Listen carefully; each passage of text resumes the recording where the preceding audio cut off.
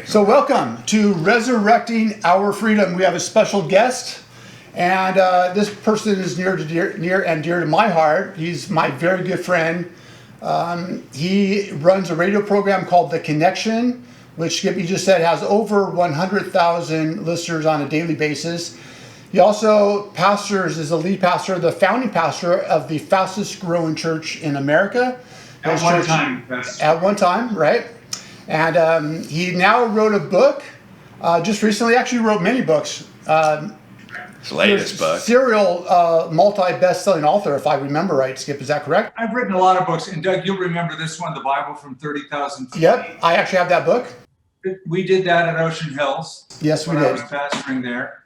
And then this book is Biography of God, which is brand new.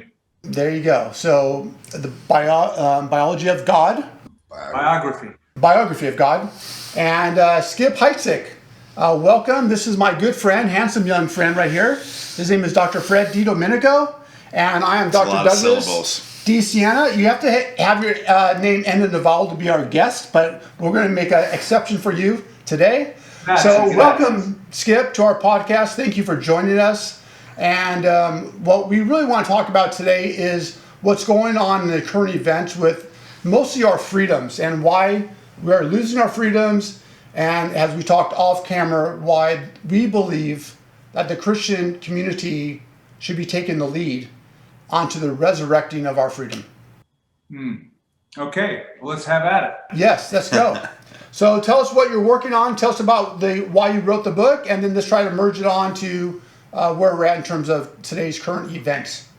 Well, I pastor a church. I came from Southern California. I moved from Huntington Beach to Albuquerque.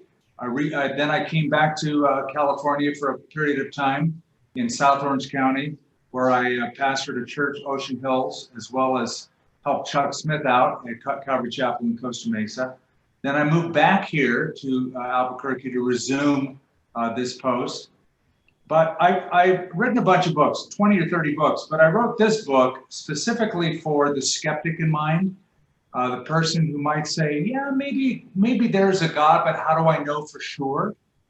And then I want to take the person who is a skeptic into possibly being a seeker, and then from seeker to a saint. So I kind of cover all three groups, but I begin with just how do we even know that God exists? What are the evidences of that? And I try to bring a person along to the revelation of who God is, because I don't want to assume that everybody believes in the Bible, because you say, well, the Bible says this, the Bible says that. That's a non-starter for a lot of people. They don't care what the Bible says because they don't believe the Bible has any authority. So I sort of begin with that, and then I move onward.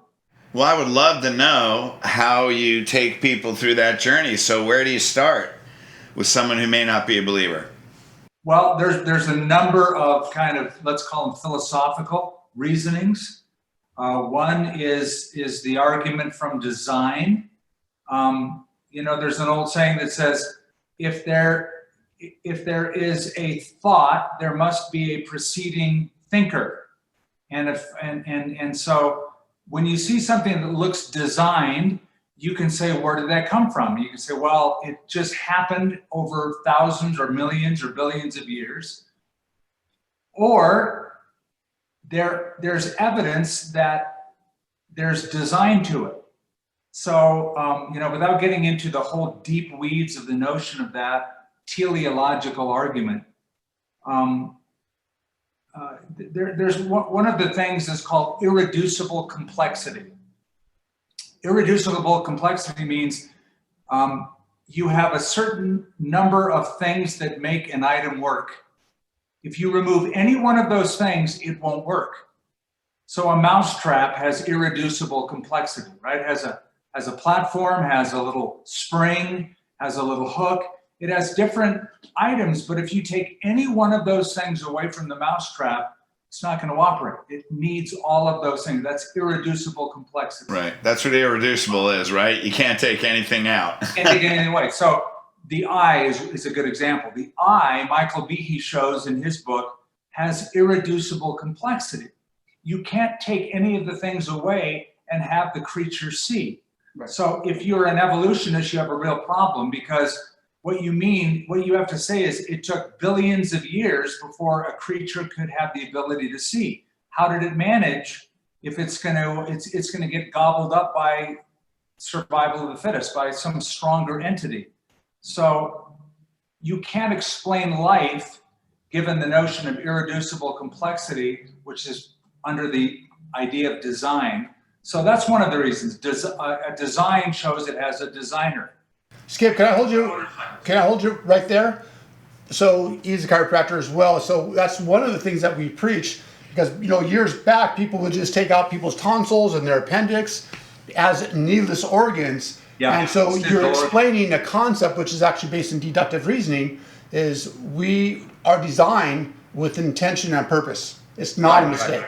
Right. There are, and yeah, so what you're saying is there's no vestigial organs. Every organ, every piece of the body has a purpose, has a design. Right. We may not be aware of it, and because we're not aware of it, we can't have so much hubris because we don't know what it's for to say that's not designed to be there. Right. Exactly. So go ahead. So yeah, that's one of the things is the argument of design. There's several of them. I give several of them, but another one is called the moral law. And the moral law is what won people over,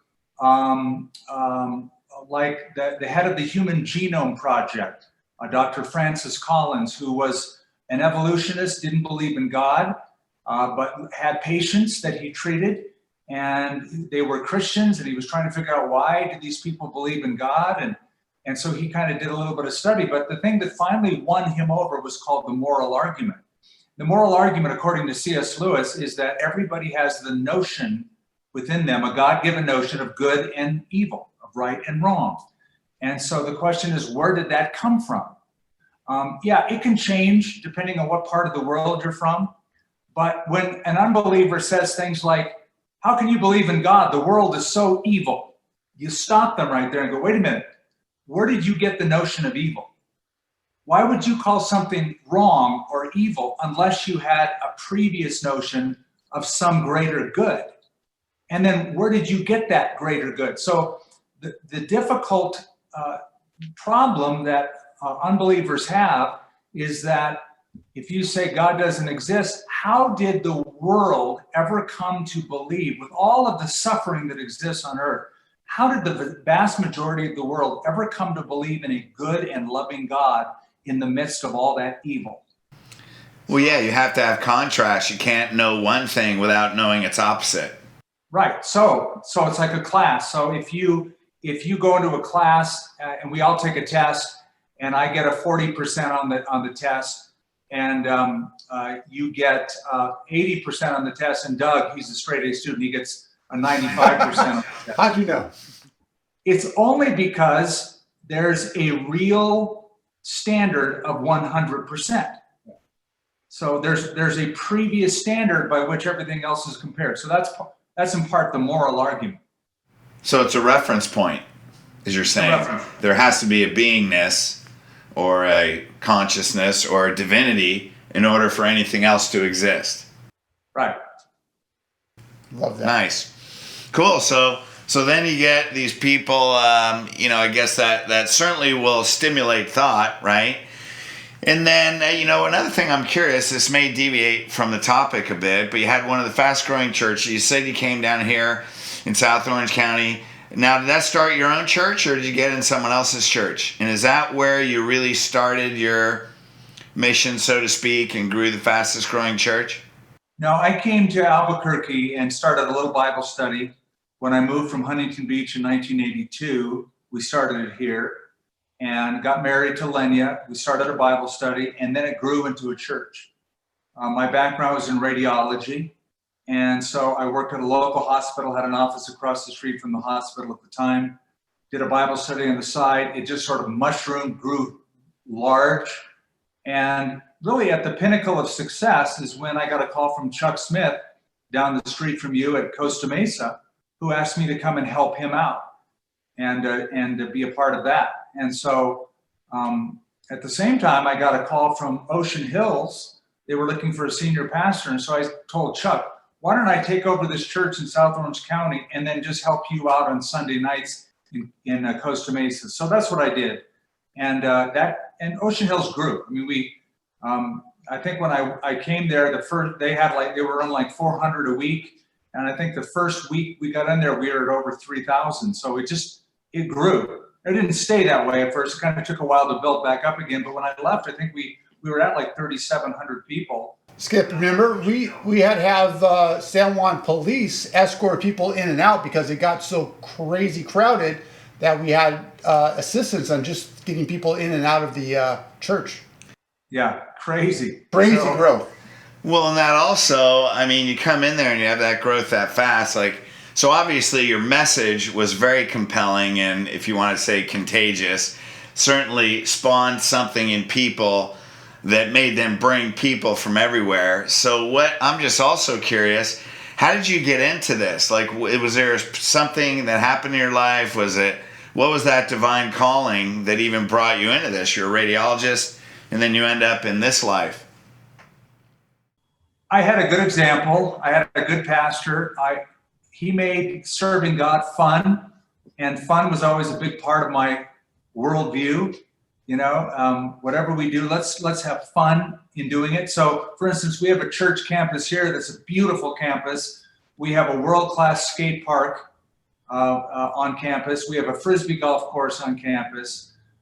You know, we have sort of a beautiful atmosphere around here because I want people to come and do what they do with their families and rejoice that God made us to enjoy Himself and to enjoy life. Not that it's all about pleasure, but why not add a little fun to the mix? So that's sort of been a big part of my idea, I guess, in leadership. Skip, there's one thing, the takeaway I have from our friendship, because I served in some churches before Ocean Hills with you, and one of the things that I try to bring into everything I do now is to make sure that we have fun. One thing I take away from you, Skip, is it was so refreshing to see a pastor, ultra successful pastor like you are, to bring joy and fun. Like, so many times you go to church, it's like, it's sorrow. Brilliance is in the simplicity, isn't it? Why not worship and have fun? It doesn't get much easier than that, you think? If it's fun, maybe I'll like God. I don't know. Let me read that book and see. You know, I grew up Catholic, and so we had a lot of practices. So did I. How many people say that was not any fun? How many people? Yeah, exactly. I forget, what movie is that? I forget that. Anyway, yeah, you know, God created us to enjoy Him, and I think that there's absolutely no reason why Christians shouldn't be filled with joy. Exactly. Well, that's really the message, right? Isn't that really the heart of the message, so to speak? Well, yeah, I'm going to heaven. I'm not going to hell. So let's have fun while we're here. In my past, He's reforming me and transforming me in my future, in my present, and I've got a future ahead of me. So what am I belly aching about? Love that. Yeah, awesome. So we got a lot of what's that? I would just like to go to the current events. Yeah, go ahead. That's what I was going. So, Skip, we want to move forward. I happen to notice you in the Rose Garden. You were invited by our president to partake in that ceremony. Yep. So congratulations. That's an honor for you. I saw you were sitting near Franklin Graham was there as well. So we had everybody around me was getting COVID. I was exempt, but everybody was coming, bombing like flies. But you're in the God bubble. God knew to protect you. So what are you doing in your church? And I don't know, we haven't talked about this, but I'm hoping you're moving your church in a direction that's away from fear. So is your church open? Church is open. So were you always open? Tell us the story about once this COVID virus started coming out, what did you do? And what was your message and inspiration? There you go. It's a great question, Fred. So, at first, nobody really knew what was going on, and the whole world was caught off guard. Everybody was shutting down. And of course, when you don't know what something is, you put a hold on it and you try to figure it out. Well, put it this way, I'm a skeptic also. I like to have fun, but I'm skeptical. So when people tell me that the sky is falling, I don't always believe it. And I felt there was a narrative in this where everybody's saying the sky is falling, we're all going to die.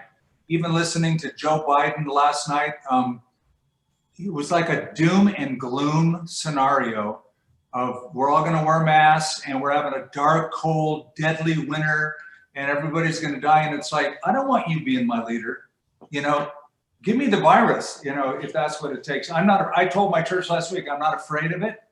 I didn't get it. I've been tested 3 times. I haven't had it, but I'm not afraid of it. If I get it, I really am not. I know people who have gotten it, and most people are going to get over it. It's very, very, very, very slim chance that you would ever die of it. You have a 99.999% chance of surviving it. So I don't know why you shut the world down over that. At the same time, I understand not everybody's on that page. Some people are fearful. So the church must always operate on the basis of its weakest member. That's part of what Paul wrote to the book of Romans, to consider and love those who are the weaker brother. So there are some people who go, oh, I could never leave my house or come back to church without a hazmat suit. Okay, stay home and watch us online. We love you. We care about you. We'll make phone calls to you. We'll bring food to you if you need it. But I'm telling you, you don't need to be afraid. You can come. The church is open. I've been traveling around the country, the world. I've been on the Navajo reservation where there was an outbreak. I've hugged people. I've laid hands on people. I'm not saying I'm immune or that I can't get sick. I might get sick, but I'm still not afraid of it. Nice. So we're allowed 40% occupancy in the building. The governor has called me for advice on how to open up our state. She's not a Republican. She's a Democratic governor. I don't agree with her politics. And they may try to shut us down. I mean, Do you tell her that you don't agree with her politics? What's that? Do you tell her that when you're talking to her? Yeah, of course. I mean, I told her assistant, because I'm on the phone with her. I'm not a Democrat. I don't agree with her. I mean, they know we're evangelicals. They're not dumb. And yeah. They follow the social media too. So she knows I was in the Rose Garden. And well, that's still pretty awesome that she respects you enough to call you. Well, we're the largest evangelical church in the state. So when they're making policy for houses of worship, they're kind of trying to get a read on it, right? And one of the things they said is, okay, we're going to let you guys open. This is when we first opened. She said, we're going to let you open at 10%. I said, you might as well not let us open at all. 10% is nothing. That's nobody. I mean, why should I bring my staff here for 10% occupancy?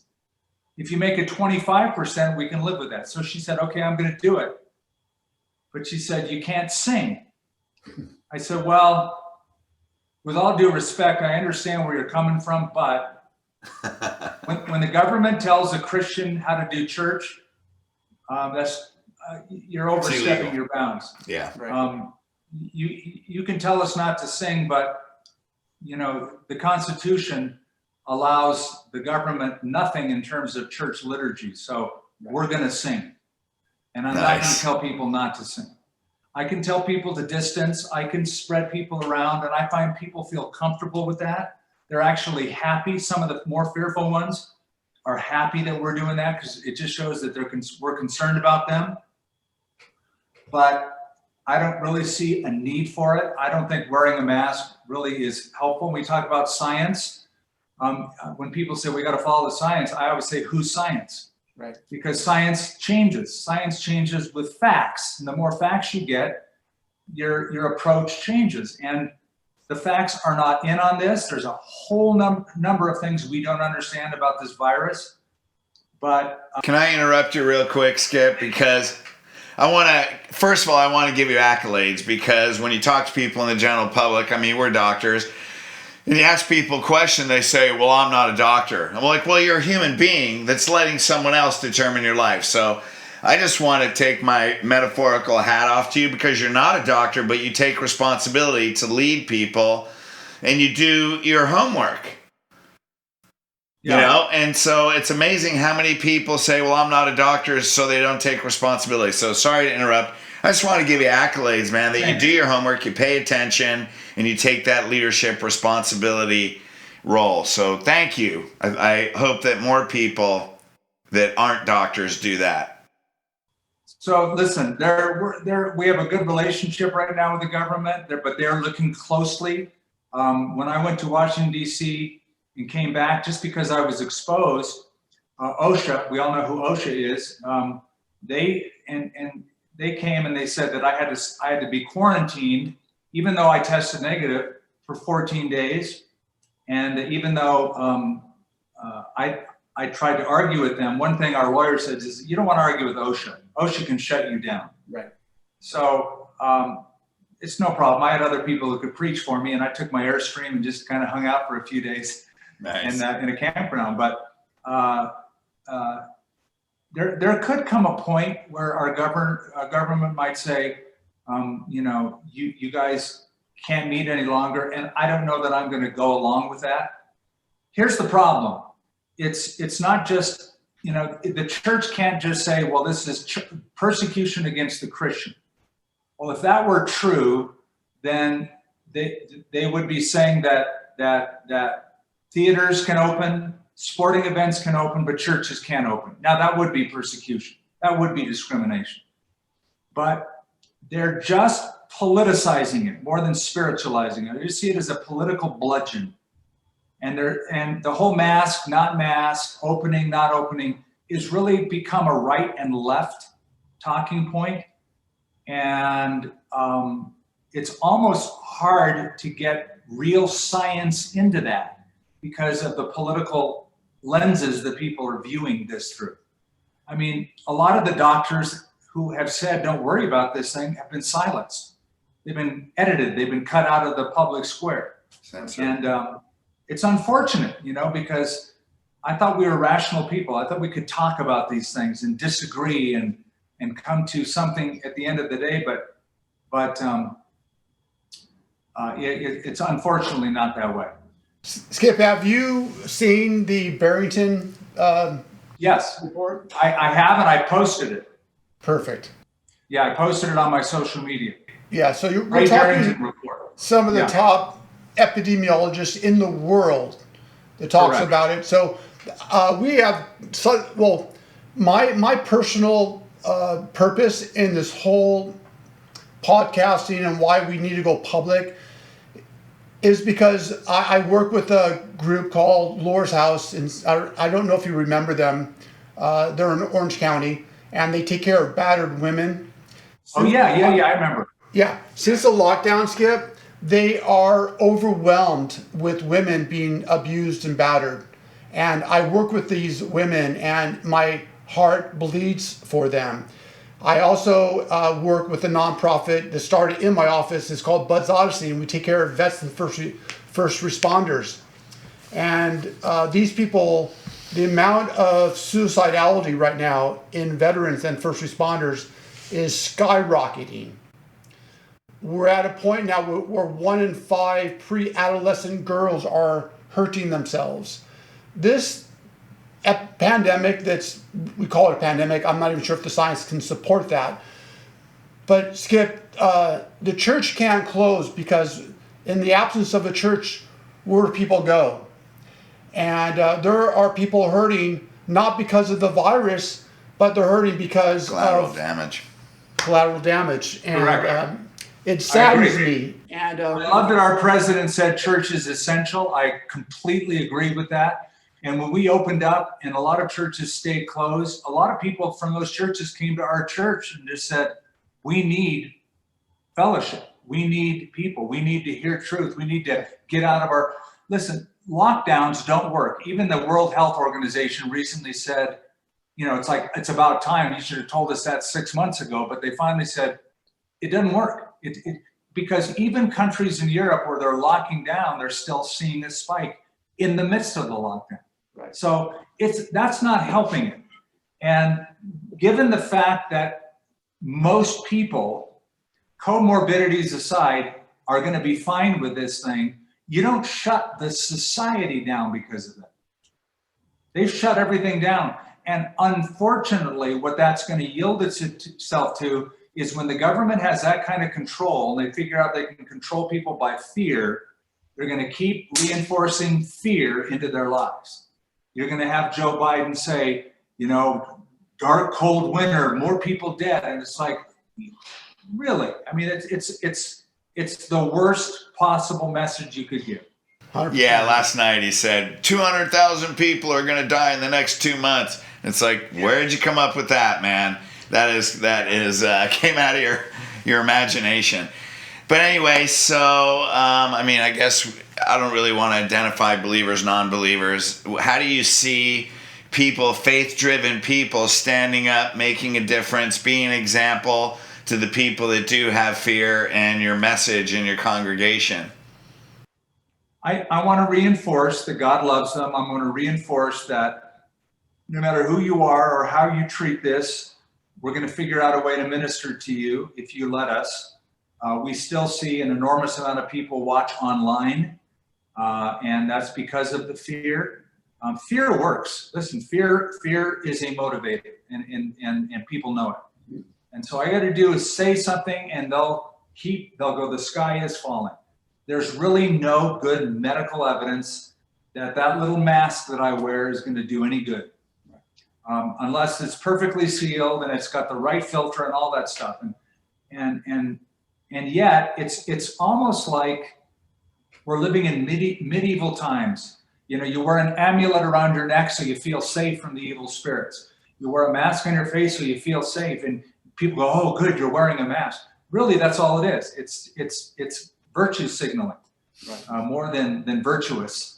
I was going to say Italians put a little pepper from their rear view mirror in their car.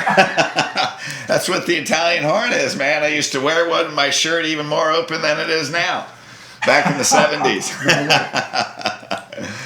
Pepper. So, and I just want to people see me out and talking to people.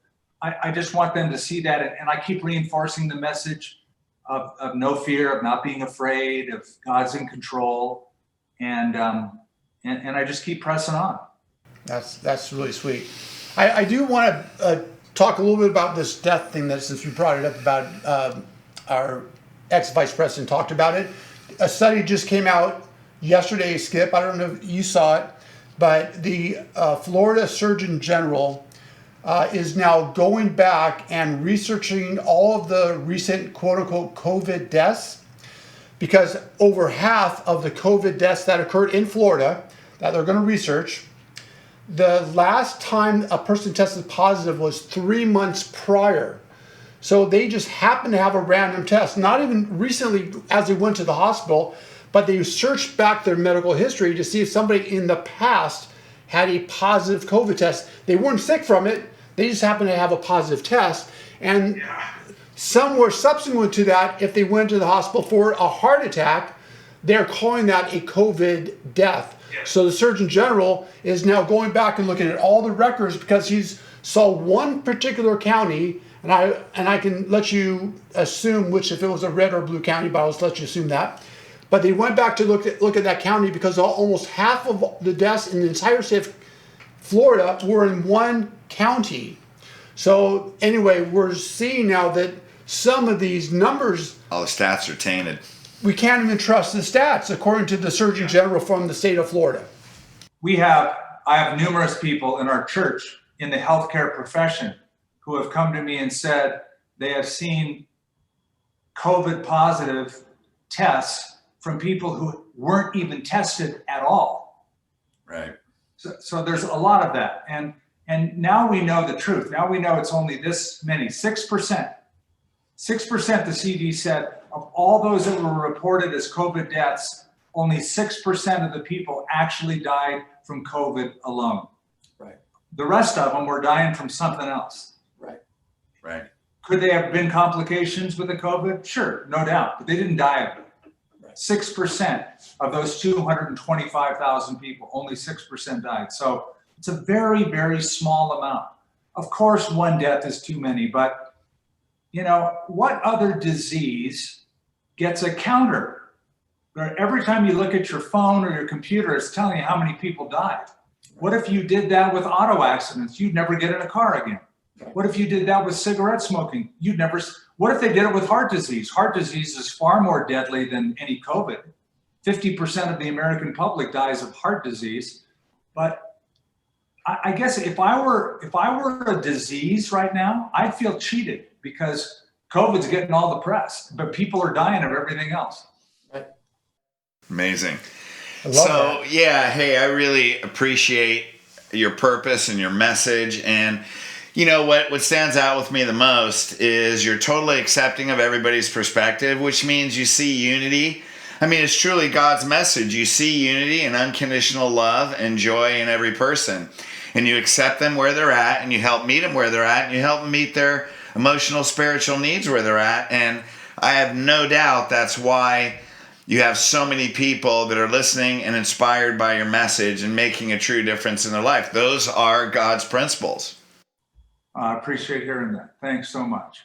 Yeah. I have this one more thing. Skip, we're frustrated to some degree that we had to drive all the way to San Diego to go to a church that was open just last weekend. It was last weekend, right? And it was amazing. It was the spirit was there. It was people were worshiping and singing and joyful. It was awesome. It was because our church in Orange County my church that I have been attending is still closed, Skip. You have to make a reservation to go to church, and you may or may not get in, and I have yet to be in. So that's what? So, oh my God. Can you meet inside in Cali? You can't even meet inside, can you? Right. It's stupid. It's crazy. It doesn't work. And so we drove to San Diego, and what we want to do is we also want to get in touch with the Christian community, and we want to get pastors to be kind of where you're at. So how can we go about that so that we can get more pastors on board with where you're at in your state of mind, so we can see churches open and take care of the flock, so to speak? Well, yeah, that's a hard one because most pastors are going to be listening to their own elders, their own leaders, and they're not just like Captain Hook, running the ship on their own. They have a group of people around them that help forge those policies, and decisions. So it's not easy necessarily to get them to sign on to that. But there's churches I know of in Orange County that are meeting in a tent or meeting in their parking structure. My friend Greg Laurie is meeting in a tent in Riverside, outdoor, kind of indoor, outdoor, but it's acceptable and people feel, I've seen the pictures, it looks really great. And also in Newport Beach, where they're at, in their parking structure, they're meeting. I don't know what they're going to do when it gets colder, but they're doing that right now. But it is Southern California, so it's not that much colder. True. That's true. They might need a sweater. That's about it. Yeah. So one of the saddest things is Disneyland is not open. I know. But Disney World in Florida is open. Every other Disney is open except for the mothership, so to speak, the OG. Yeah, if I were Mickey, I'd get out of town. Yeah, no kidding. So our governor, you got to hear this. Our governor just told us what the rules are for Thanksgiving. You can have 2 families.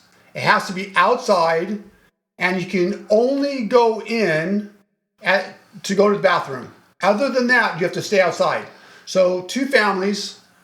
And you can't go inside. You can't stay inside. Yeah, Italians are not going to follow that, by the way. No, I don't. I was just going to say I don't know anybody who's going to really follow it. Yeah, no, I didn't even know it was a rule. And he also made a rule in church when you're worshiping in church. So he said that you can sing, but you can sing at a voice that's lower than your talking voice. Yeah, so all those things are ridiculous. Those are rule for even how well or how you can sing. Well, for Italians, that's easy. Because their talking voice is so loud. Yeah, right. Plus, why do we sing when we're eating a big turkey leg and some raviolis and stuff? So I gotta need to sing. I need to eat all this great food. So tell us about your book. Let's wrap this up. I really appreciate, again, who you are and all the things you're doing. Tell us about your book a little more and where people can get it. They can get it on Amazon or anywhere books are sold. It's just called Biography of God. There was a book years ago that I read called Knowing God by J.I. Packer. And it really made an impact on my life. So this is sort of a newer idea of that. I sort of put on my J.I. Packer hat when I wrote this book, but I didn't write it necessarily just for people who believe in God. I showed them my journey of how I went from a skeptical kid, went through the religious route of Catholicism, but then I rebelled against believing in God because of my studies, my college, my medical background. And then I came to faith in the biblical God because of the evidence. So I guess that's your own life experience of how you went, in a sense, if you call it an unbeliever into a believer, right? So you know those steps because you lived them. And I believe it's the most rational worldview to hold, is to believe in God. I think it takes more faith, given the evidence, it takes more faith not to believe in God than it does to believe in God. Nice. Yeah, well, that's Biography of God, and Skip Heitzig. Hey, spell your name, H-E-I? H-E-I. There you go. Yeah, that's tough. Oh, there you go. There's a close-up. Got it. Heitzig. Nice. There it is. And go to Amazon and get that book. So, hey, thank you for taking the time to be with us. We really appreciate your purpose, your message, and obviously you're inspiring people all over the world and building faith and having them get in touch with who God created them to be. I look forward to our relationship. And this is for Doug. This is for Doug. Doug, you know you've arrived when you have your own bobblehead. Nice. That's really on a motorcycle. I'll have to look for somebody to make me one. Now I know what to get him for Christmas. There you go. That's a good Christmas gift. Thanks. So hey, what a trip! And that was an awesome interview with Skip Heitzig.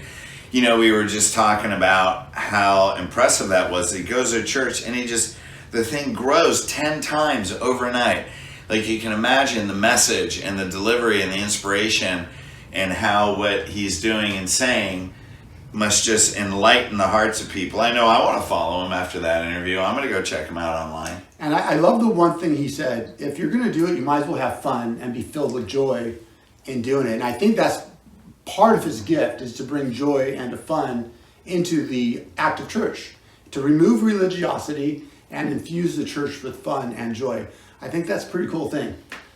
Well, yeah, we're talking about in the interview, right? He was raised Catholic, just banging your head against the wall. I mean, I'd have to go to church every Sunday. I mean, I think there was maybe 2 Sundays I missed in 18 years. And then I moved out, went to college, no church. I'm not going back, right? God, that was not fun. So it's amazing how brilliance is in the simplicity. Right. And that's really God's message, right? Joy. Have a joyful heart. Right. So I appreciate that. And I also love that you have a leader of a community, and he's aware of the science. He is really thoughtful and takes responsibility as a leader. And those are reasons why his church is full, and people, like you said, are come from other churches that are still shut down, and they're going to his church. Yeah, that's awesome. And he still ministers to people. They still lay hands on people, even in the midst of this, whatever we call this virus. And so hats off to him for all that he does. It's called faith. It is called faith. Nice. Cool. Thanks. Hey, wait till the next one. We got another great pastor coming on, another world-class dude, and other guests, scientists, doctors, pastors, and other great leaders. So stay tuned, share, ring the bell, ding, give ding, it a thumbs ding. up. Right? Make comments, and we thank you for your loyalty. Peace.